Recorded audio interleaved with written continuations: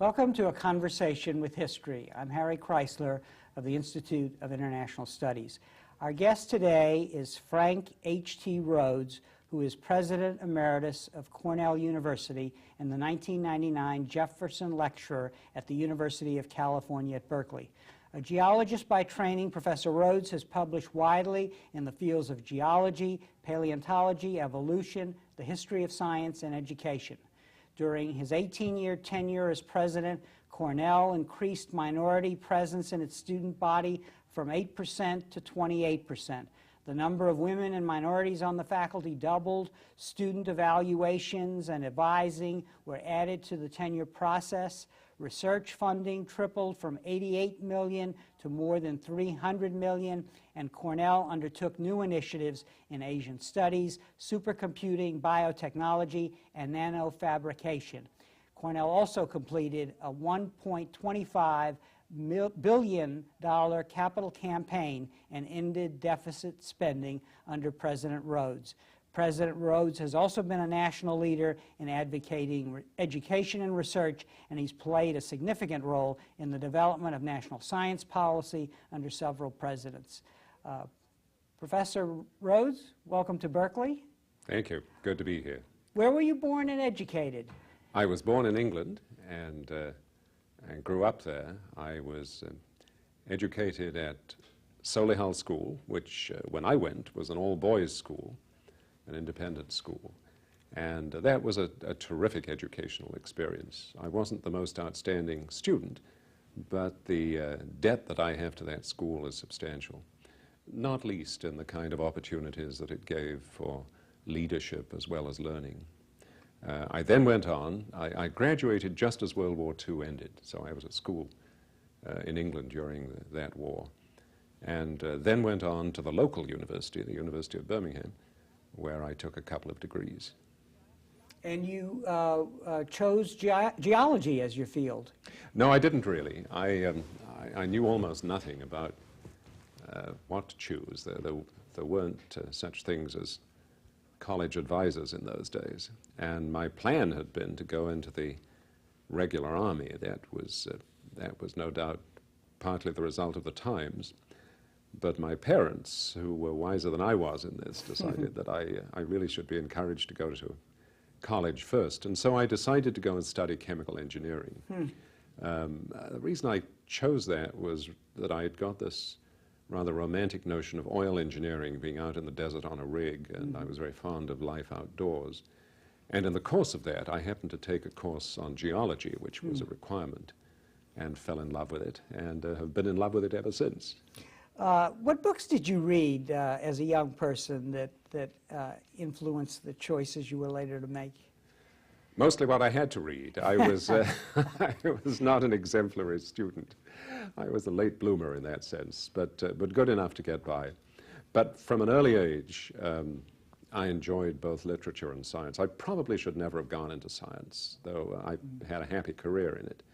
But I developed a love for words and literature based on, I think, some superb teaching that I was privileged to have in Shakespeare and the Victorian novelists, the English novelists.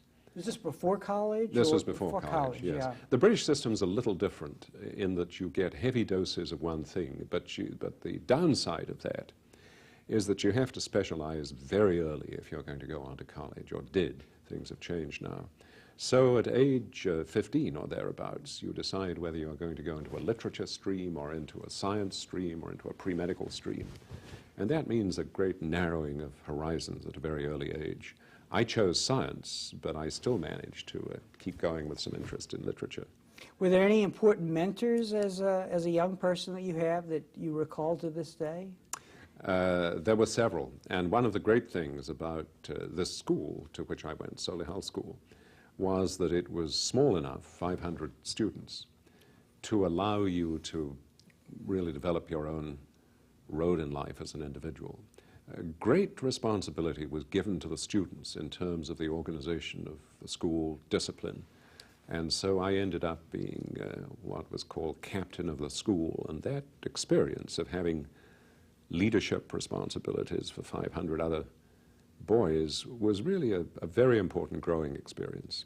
And 2 or 3 masters at that school were really very important influences in my life, as were a couple of people I had at college as professors. You then did graduate work or postgraduate work in the United States after you had gotten your degrees in England? Yes, I did. I was one of the first Fulbright scholars, and so I went to the University of Illinois as a very new PhD. I managed to do a PhD in 2 years in Britain, and that was unusual then, and it's impossible now. But that was a great benefit. So while I was still relatively young, I had the immense good fortune to go to Illinois, which was a totally new experience, a huge, sprawling, wonderful university and a whole new world. And I worked with a great man and a good friend who died just this year, Harold Scott, in paleontology, which was a wonderful experience. He had the good judgment to leave me largely to my own devices, but to open up the possibilities for doing things. And I also had the immense good fortune to meet my wife there, so that it was a very eventful year for me. So thus far, I've heard you say that away with words, and you learned leadership in these early years in high school. So does this help us understand the transition from professor, faculty member to administration? Well, I don't know that I claim I learned leadership. I was given responsibility, and I think that encourages a sense of leadership. But I don't know that any of us ever plans a lifelong career with that kind of precision, and it's only retrospectively that I think you can get a sense of what the reasons were that led you that way. I fell from grace fairly slowly in terms of leaving the pure academic life. I was head of a department for a dozen years or so in Britain, a geology department in the University of Wales. I became a dean over there and got a little exposure. And then went to the University of Michigan as a professor, spending all my time teaching and doing research, but gradually drifted back into administration. And there's a sense, I think, in which these positions seek you out. I don't think I've ever applied for a job in that sense. It's different now. You have to apply for jobs. But an opportunity was offered me to become dean of a very large college at Michigan, the College of Literature, Science, and the Arts, with 20,000+ students and 50+ departments and so on. And that was really when I first got a taste for this, and although I'd never planned to spend the rest of my career doing it, that's pretty much what happened. How does leadership in a university different from leadership in other sectors of society, or is it the same? I think it's the same. I think the conditions are a little bit different, but I think the qualities are not dissimilar. And I think the people who succeed, and some of them you know very well here at Berkeley. I had dinner with Clark Kerr last night, who is the model for all of us in this. But the people who succeed, I think, are people who are passionately committed to what it is they're doing and to the constituency that they're serving. And I've always felt that the university is really one of the most important engines in the development of society, that it plays a crucial role that no other institution does. And that commitment, that balanced but unswerving commitment to the institution you serve, I think is the first element of leadership.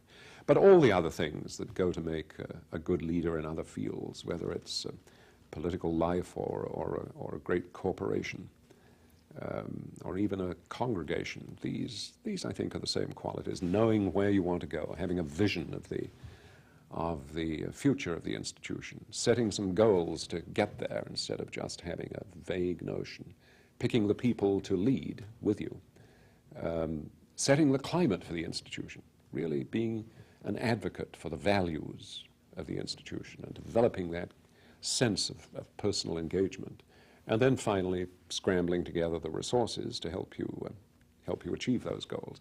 That's pretty much the same, whatever it is you're leading. And in your view, in the same way that the you have characterized the university as the engine for society. The president of the university is really an engine for the university. I believe so. I don't want to be guilty of overstatement, because it would be wrong to pretend that everything depends on the effectiveness of the president. But I believe the best presidents can really be very effective in creating the climate and creating the sense of confidence and hope and expectation, and setting the standard, establishing a benchmark, and that rubs off across the campus, across the alumni. It challenges the governing board. It builds confidence in the public. And so that public role based on personal expectations of distinction and achievement is something that does make a difference, yes. You've had leadership roles in both private and public universities. Is there a difference there? Do you have to worry about a different set of issues in one as opposed to the other? There is a difference. I think the principles of leadership are the same.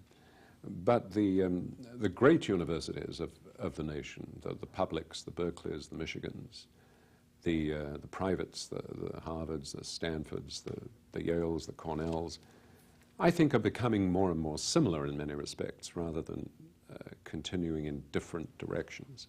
The publics are becoming more heavily dependent on private funding, and here at Berkeley you have a billion-dollar campaign. Maybe it's more than that now, but it's at least $1 billion, I know, which is going wonderfully well. The privates, I think, are becoming more publicly committed and accountable. And I like to think that the old model of the land-grant university is probably going to be where both publics and privates end up. I think the big difference in the private universities is that you have a much greater degree of freedom in terms of setting priorities and being politically independent, and in serving the institution without the kind of constraints that go with boards of trustees or regents who are either politically elected, running on a particular ticket, as they are in some states, or appointed by the governor, and in some cases, of course, have multiple constituencies in terms of the different campuses of the system. That makes it a much more cumbersome and less focused and less easy board with which to deal. I've benefited from both boards, but I've no doubt that the opportunities for flexibility and quick decision and achieving the kind of results that are ones that are chosen are much easier in the private side of the house.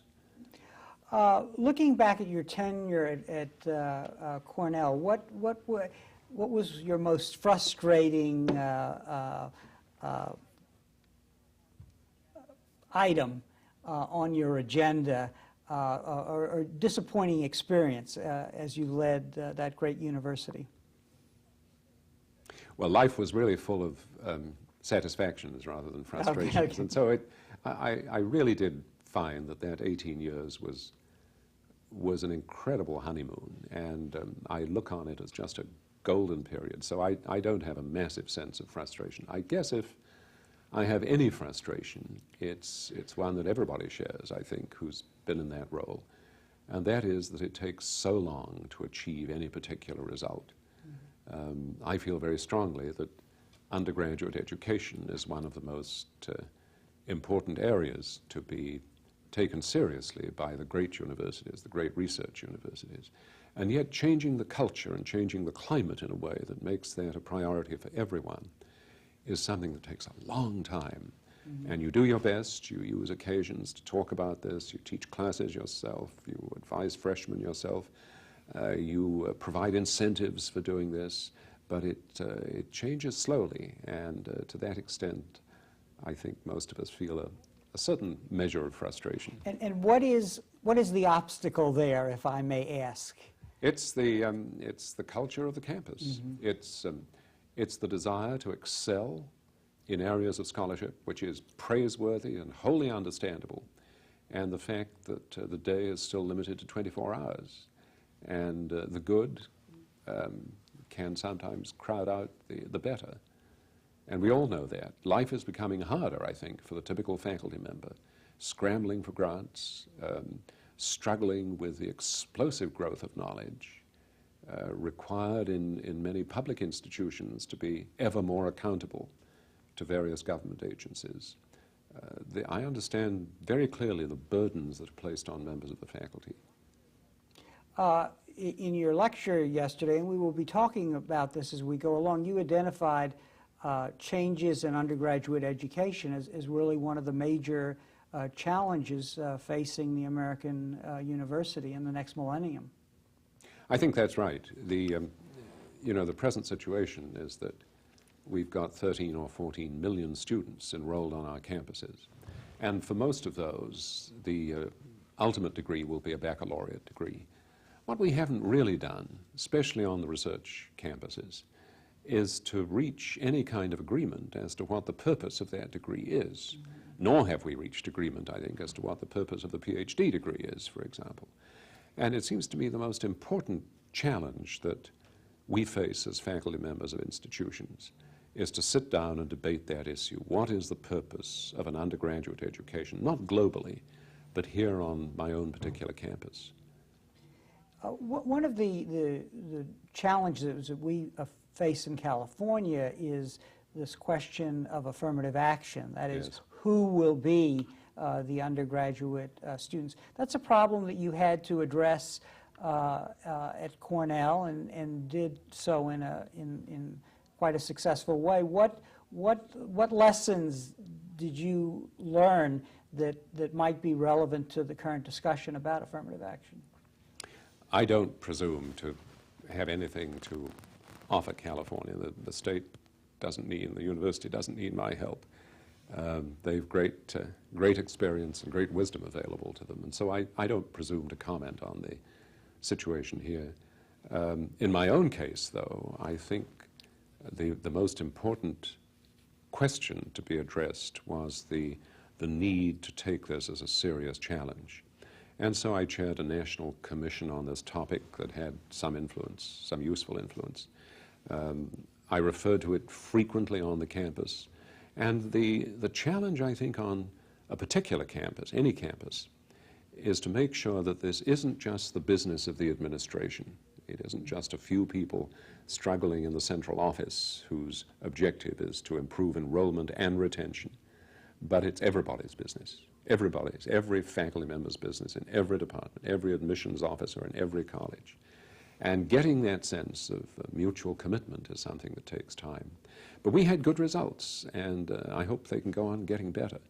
There is a challenge in California, obviously, but the present need is to find ways of going ahead with that commitment, even in the face of the fact that traditional methods are no longer acceptable. I hear you saying that again and again is that the challenge is really to have a vision, to have goals, for example, with regard to affirmative action, but really work with people. That's right. Yeah. I think that's the secret. And you know, that's going to be true for affirmative action. It's very clear that we have to have a system of higher education which provides equal access for all our people. And that unless we have that, we shall be impoverished as a nation. It's not only a question of justice in terms of the access of individuals. The nation needs that kind of participation. And so there has to be a way to make it possible. And if the old ways are no longer available, we must find new ones so that all will participate. And maybe not every institution is going to participate in exactly the same way, but the vision, shared and acted on together, that has to persist. 18 years is a long time to be the head of any organization. How did the problems of managing the university change during that tenure, or did it?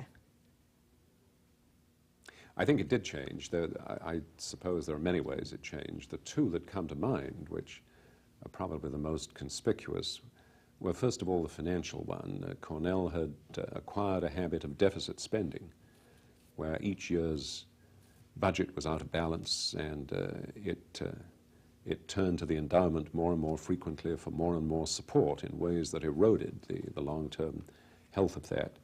I decided we had to stop that, and so we did that, put the brakes on, and that was very unpopular, very painful. But it did the trick.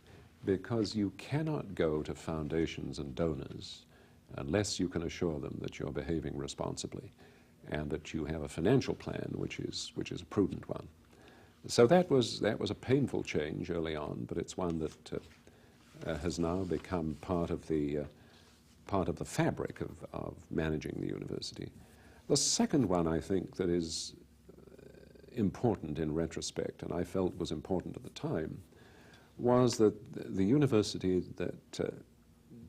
that I found had somehow lost confidence in itself. Cornell had a very tough time in the late 60s, very tough. Because of the dissent? Because of the dissent. Yeah, right. That had split the faculty down the middle, it had split the alumni. It had lost confidence in itself. It was made up of faculty people who were rather resentful that they weren't Harvard or Yale. They happened to be Cornell instead. It was made up of students who felt that they just missed getting into Princeton, and so they'd had to settle for Cornell.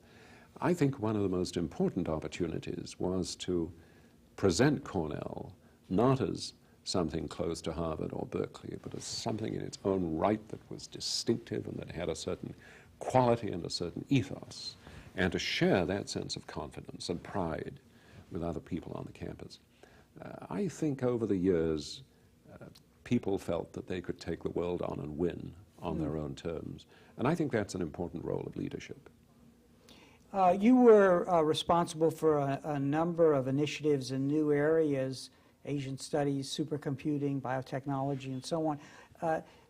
Give us one as an example and how you chose to move in that direction and what was involved in mobilizing support to do that. Well, maybe take a couple of those. The first one, Asian studies. Cornell had had a strong tradition of Asian studies. Some of the earliest students came from China. Some of the earliest scholars had an interest in Asian affairs and literature. And so that seemed a natural area to try to pull together to make some progress. And we did it by strengthening faculty numbers and faculty appointments in those areas.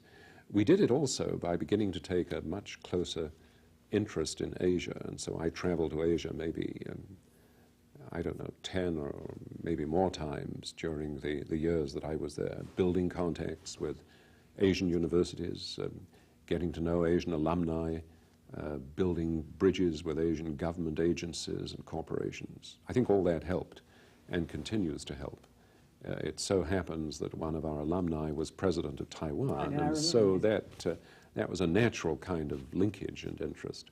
The other one was biotechnology, where I'm bound to say we haven't done nearly as well as the University of California system has done, for reasons that I don't find myself able to say clearly what they were.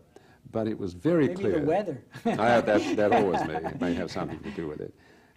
In fact, you know, the early movies were made in Ithaca.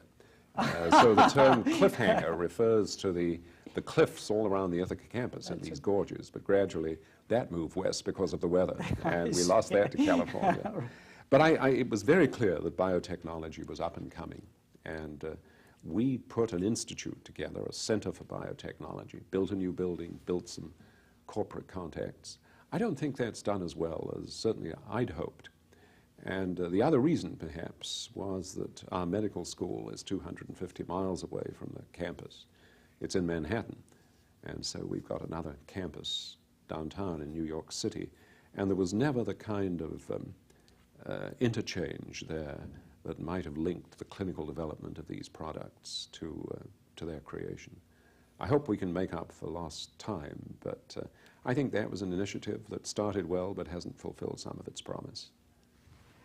Looking at the university today, is a university education still a crucial means to the implementation of the American dream for the individual? I think it is, because the American dream assumes the equality of opportunity. Although we're committed to a belief that all are created equal, we know in fact that they're not created with equal opportunities, even now, in spite of all the progress we've made. And so in a world where the key driving force, the new economic currency is knowledge and access to knowledge. That's going to become more important rather than less important.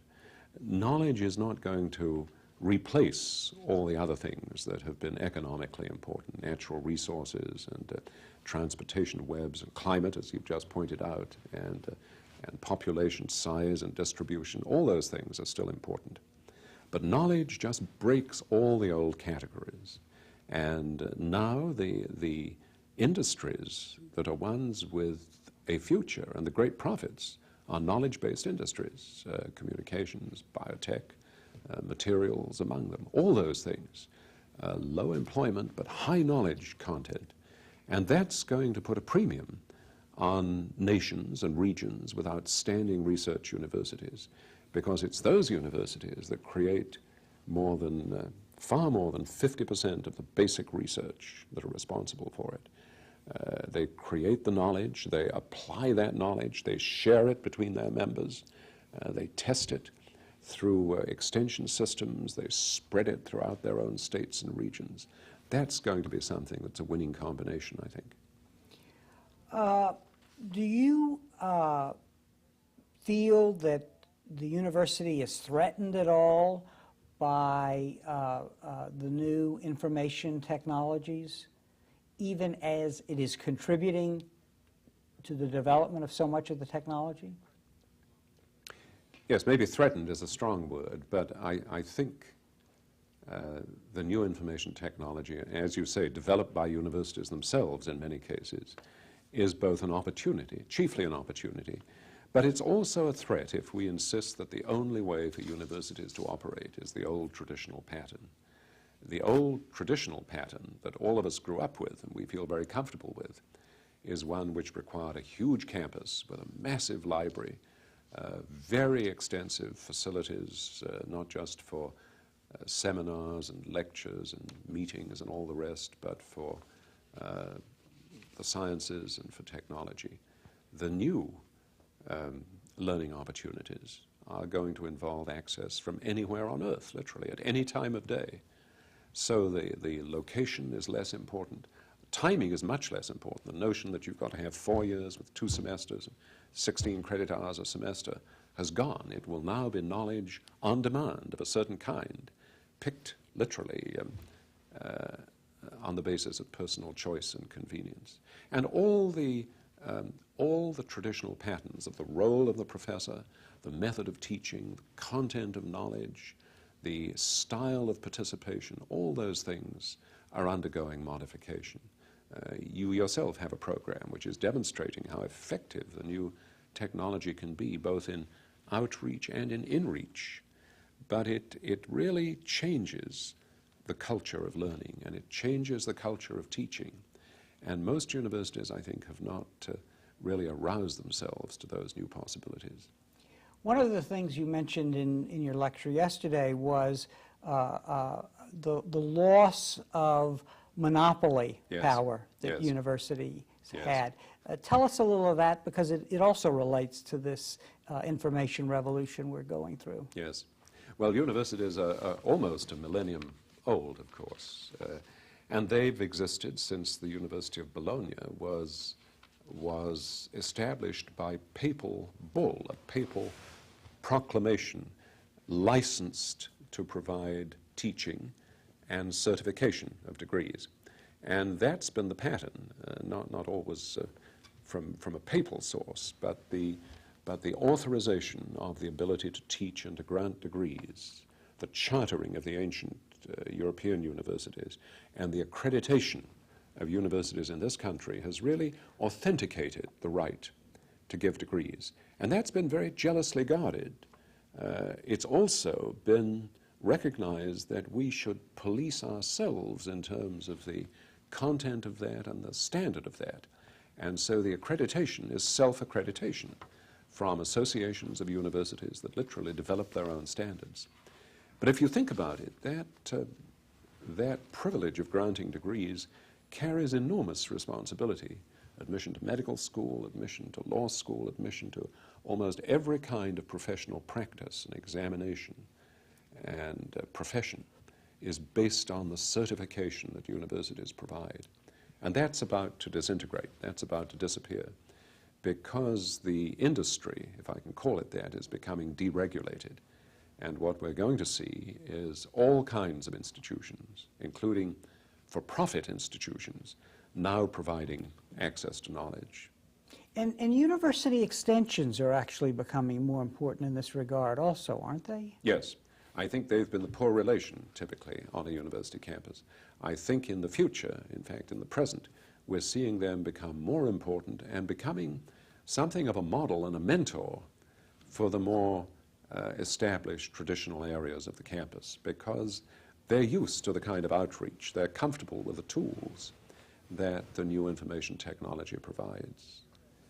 Now, are we in danger of losing the moral dimension that education on a university campus provides, especially a liberal arts college like Cornell, in this new technology age, which delivers skill, training for competency, and so on? I think there are challenges there, and you may be right that we're in danger of losing it. You know, not everybody believes that a liberal arts education is necessarily the path towards virtue. If you read John Henry Cardinal Newman, he's very insistent that there's a huge difference between what he calls knowledge and what he calls virtue, good behavior. I love that Will Rogers comment that a simple man may steal from a freight train, but give him a college degree and he'll steal the whole railroad. So there's a link, however perverse, between knowledge and behavior. But I agree with your comment. I think over the years, what has been one of the fringe benefits of a traditional education is that life on the campus has encouraged students to think deeply and rigorously about ethical issues, about the great overarching issues of life. And I think two or three things have encouraged that. One has been the humanities, which have been devoted to these great common questions of human experience and to a variety of methods of exploring them and grappling with them. Another has been the role of the faculty as mentors. We've all had professors whom we look up to as models, who've really been people who've influenced our own sense of fairness and justice and standards of behavior and standards of scholarship. And then I think the campus community itself has shaped most of us. Simply having the privilege of living in a society where people come from dozens of different backgrounds and nations and persuasions, and getting along together with them, seeking to live creatively and productively together, I think that's been a moral influence. Now, all those three things are diluted in the new world of distance learning and information technology. And so I think to that extent it is a challenge to see how that's going to be replaced in the brave new world. Throughout your lecture yesterday, and implicit in what you're saying now, is the need for universities to adapt, to be flexible with changing times. Let's talk a little about what changes are necessary. You've suggested that there'll be a convergence between private and public universities. Presumably then our political leaders, our state governments are going to have to rethink the role of education and the role of universities in where we're going. I think that's right, and I hope that's going to happen. Most university systems are operating now on the basis of studies that were done 20 or 30 or 40 years ago, including California, not quite 40, but a long time ago, 20 plus years, as I recall it. And that's going to mean that our present operating arrangements are based largely on a system that has disappeared and on a set of assumptions that have now been modified in very important ways, on a population that has changed and on a population trend that is very different from one that we knew to exist 20 years ago. That means, I think, that the kind of ad hoc planning that most states do for their public universities is not going to serve us well. And that what we need most, this is much easier said than done, is an opportunity for each state to think about the role of higher education in its own life as a state, in the life of its people, in the economy of the state, in the relationship with other sources of learning and instruction, in relation to things as different as public health and environmental conservation and economic development and international trading. In all these ways, the public universities have a major impact on the everyday life of their states. That's an investment that's recognized in the very existence of the universities. But it's an area that really needs, it cries out for re-examination, for the kind of aspirations that our own futures involve in the state are also going to involve the future of the public universities.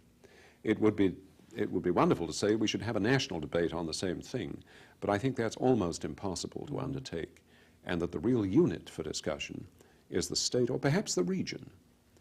Maybe the Pacific region is one that's worth thinking about. I don't know if that debate is taking place in California, but it's one that clearly would provide benefits for the state and its people. I think most of the time it tends to be bootlegged behind other issues or as part of other issues, Yes. such as affirmative action. Yes. The controversy is not generated because there isn't a controversy yet to Yes. sit down and talk about the Well, role. a perfect example is the 10th campus for the University of California system.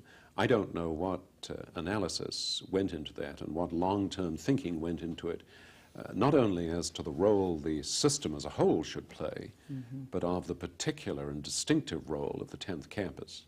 But it would be a lost opportunity if some very serious analysis didn't precede decisions, even though the location is worked out, precede decisions about the nature and the development of that particular campus. Because in many ways, the pattern that emerges from California is the pattern that's going to be adopted by the rest of the country.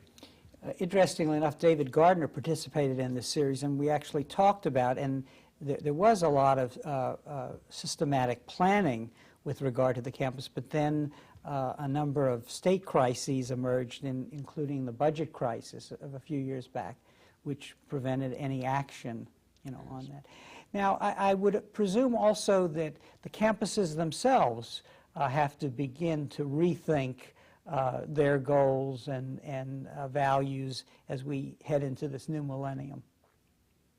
I think the hardest thing for any president and for any campus is to state clearly, so that you and I could understand it as visitors from another place, what it is it's doing, what is its mission, what is the vision it has for itself, where it's going in the next 10 years. Now, all of us, myself included, I think, have assumed that you can just keep the machinery going and things will turn up, things will work out, things will develop. And that's true, they do. No one invented the universities in their present form. They kind of grew into it as opportunities came along. But unless we have some clear sense of where an institution wants to go, we shall blunder hopelessly forward. I'm reminded of Yogi Berra saying, when you come to a fork in the road, take it. And the opportunities are so great that universities are liable to do that unless there's some very careful thought, some serious reflection about the kind of future for Berkeley and UCLA and Cornell and all the other great institutions. And the future presidents of these places are going to have to, in some cases, decide not to have certain programs, That's to right. not to specialize in certain areas. That's right. I think the day has gone when every university could do everything. I said yesterday that I think the 20th century has been marked by every campus, and we've got 3,800 and something of them, attempting to mimic Harvard, even the 2-year places and the 4-year places, all going through this Harvardization process. I think the future belongs to those campuses which are skilled in de-Harvardizing themselves, away from any single model of comprehensive engagement, into areas of importance to them, of significance to their region, and ones where they can make a difference. Now, you'll still need some basics on any campus. You need people who are literate and numerate and all the rest. And you need a certain core of disciplines for that to be possible. But not every campus should look like the one 50 miles away from it. There should be a strong encouragement to differentiation. And there should be a strong encouragement in that sense to partnership of different kinds. And that will not be easy to understand or to develop, because there'll be controversy that surrounds it. If we're not doing it, somebody else is, and that will look as though we've given something away. If we have a partnership with industry, let's say, there will be speculation that we're giving something up by that we're losing an element of freedom. But we have to learn to live with this new pattern of partnership, I think, in creative and manageable ways. In your overview of the future of universities yesterday, I think in a very gentle and kindly manner, you were handing out grades to the undergraduate and PhD curriculum, and I think you gave a less than a perfect score. Comment on that. What sorts of changes or rethinking needs to happen in those two different curriculums? Well, I gave a very good score, a kind of A, or in these times of inflated grades, maybe an A+, for some things, for research, where I think the universities have been preeminent. They're literally the models for the rest of the world. To professional education, which I think has been outstanding in engineering, in architecture, in agriculture, in law, in medicine, and you could go on and on. In outreach, I think that one of the great successes of the last 150 years is the extension program and the land-grant pattern. I think in terms of undergraduate studies on the undergraduate experience on the research university campus, we've been much less successful. There's that old cynical definition that a university becomes, the college becomes a university when the faculty cease to care about the students. And that has enough edge in it, enough truth in it, really to be a warning to us, I think. And the trouble is, we've grown so big with undergraduate enrollments of 20,000 on the bigger campuses, 30,000 on some of the campuses, that the kind of individual attention that an undergraduate enjoyed during earlier years is something that's increasingly infrequent. It's rare now for people to look back with a sense of nostalgia at 2 or 3 great professors who knew them by name. When I was at Cornell, occasionally a student I'd got to know would ask me to give them a reference for graduate school or medical school, and I would always say, well, I don't know you that well, and although I'd be glad to do it, I really don't feel that I'm able to say very much about your intellectual readiness for this. Why don't you get a professor to do it? And very occasionally they'd say, you know, I don't know any professor as well as I know you. Now that was worrisome for people who'd invested $100,000 in 4 years of their life or longer or more, and still didn't feel they were sufficiently well known as individuals to have a professor write in support of their qualifications. And that, if that's bad at Cornell, then it's even worse at a bigger campus with a lower faculty to student ratio.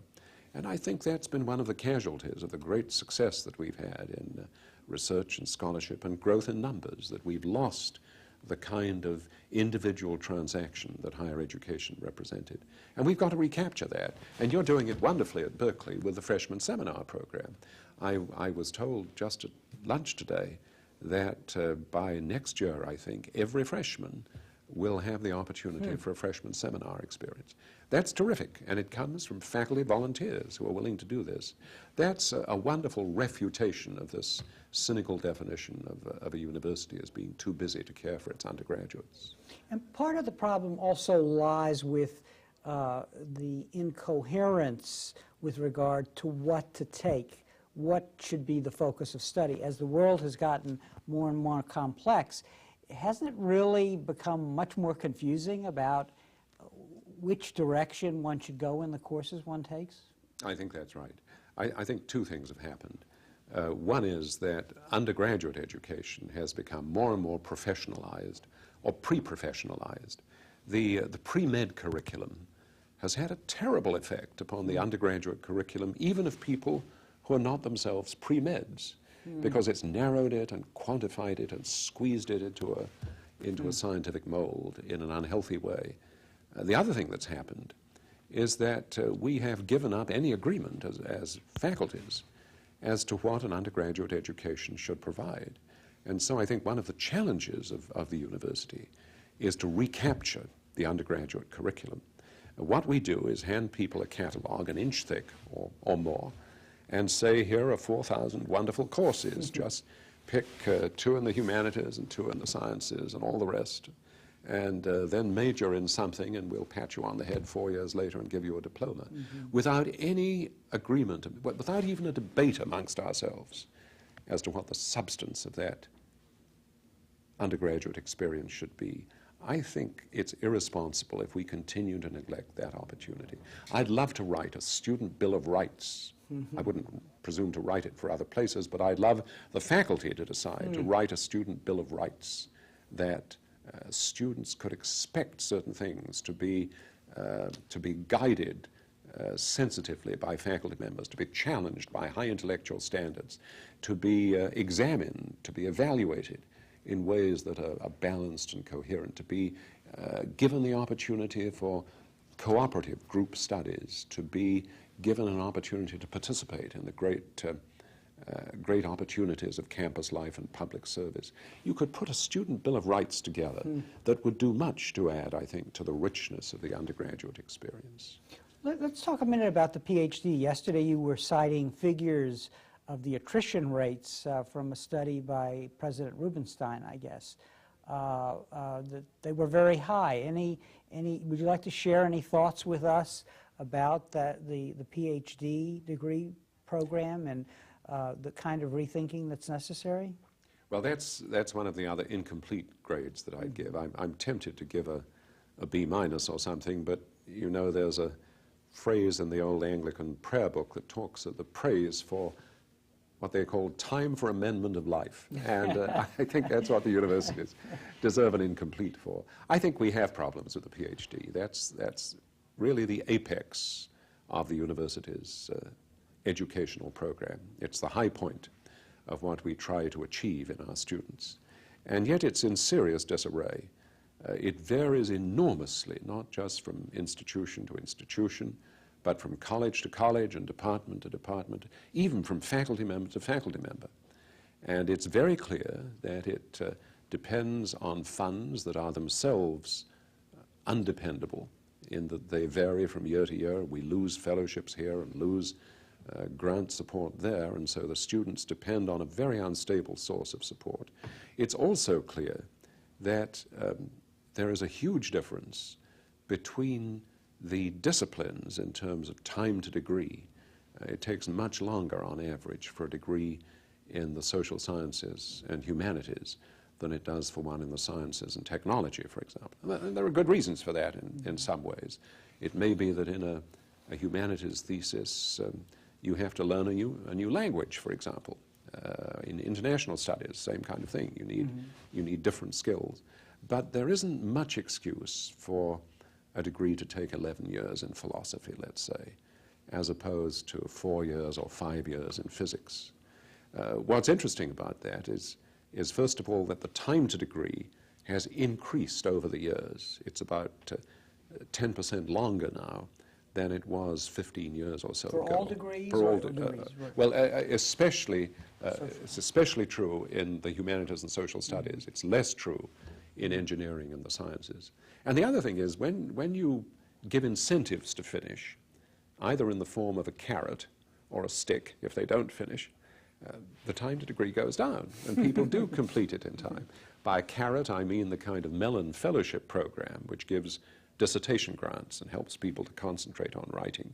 And by stick, I mean the kind of thing that Yale has done, where it's limited the amount of time you can continue to be a TA or a research assistant. And the other thing, as you mentioned, is the fatality rate. These are the best people, we graduate. These are Phi Beta Kappa, they're 4-point averages, they're people who are the leaders of their classes. And yet, as you look at the attrition, 50% of those who enroll in PhD programs, the best and the brightest, do not complete the degree. And you may say that's no bad thing. It's very rigorous. It's much tougher than medical school, which has only a 5% attrition, or law school, which is about the same. That's right, it's true. But it's still a shocking failure rate, because it is a failure. It's a failure for someone to achieve a degree on which they'd set their purpose. I spoke to someone last night who was a Cornell alumnus who came to speak at me at the end of the lecture. And I asked him what he was doing, and he said he was working as a computer specialist on campus. I said, that's very good, I'm glad to hear that. Did you do that as soon as you left Cornell? He said, no, I came and spent 4 years doing all the coursework for a PhD in X department, we'll call it. But I completed it, did well, but I became totally disillusioned with what that involved. And I just decided I was going to do something else. Now, I think the figure is 25% drop out during the first year or at the end of it. Another 35% drop out before completing the coursework. And of those who complete the coursework, 25% more drop out without completing the dissertation. And that's a huge wastage of talent and time. So I think we have work to do with a PhD. Looking back now, as we come to towards the end of our interview, your great successes at Cornell, you have a real sense of the problems and opportunities confronting the university in the future. Do you think universities in general will be able to do all this rethinking, adjust to pressures from their external environment, and still retain their remarkable identity and integrity and the role that they have performed and that we've talked about? I hope so. I think we must all hope so. Not all will survive, I think. I think some at the bottom end of the group are going to face very tough competition from distance learning, from for-profit institutions, the University of Phoenix and other places, which treat knowledge as a commodity. But I think the great institutions, and I mean by that not just the great universities, but the great liberal arts colleges, are going to emerge stronger than ever. And I think the dependence of the nation on them, the need for their services, is going to be greater than ever. I don't pretend that's going to be easy. I think there are hard times ahead and hard rethinking that's going to be needed. And there'll be a premium on bold leadership and thoughtful analysis and faculty flexibility. We as faculty members are not the most flexible people in the world. Faculty member has been defined as someone who thinks otherwise, and nothing on some campuses should ever be done for the first time. I think it's going to be difficult to retain the kind of rigidities that we've sometimes cherished in the past. But if we're flexible and creative, and if we take seriously the notion that our scholarship is a public trust and the teaching we provide as a moral vocation and not just the dispensing of information, then I think we shall see that the service we provide is going to continue to be important and to be valued. One final question. In addition to helping students with the first draft of the Bill of Rights, which you were discussing earlier, what advice would you have for students to get the most out of their education? Education, like life, is strictly a do-it-yourself job. It's not a spectator sport. You know, there's an old description, which isn't so frequently used now, that John Smith or Mary Kim received his or her education at Stanford or Berkeley. The notion that you receive it passively is just a total falsehood. Education is something you create for yourself. You can no more receive it than you can receive a career. You have to create it for yourself. And the student who prospers will be one who's endlessly inquisitive, endlessly curious, endlessly persistent in pursuing faculty members, in mining information from every source, from reaching out to the richness of experience that campus life provides. This generation seems to me a generation that's very capable and wonderfully effective in doing that. Professor Rhodes, President Rhodes, thank you very much for joining us today for this conversation about universities and their future. And thank you very much for joining us for this conversation with history.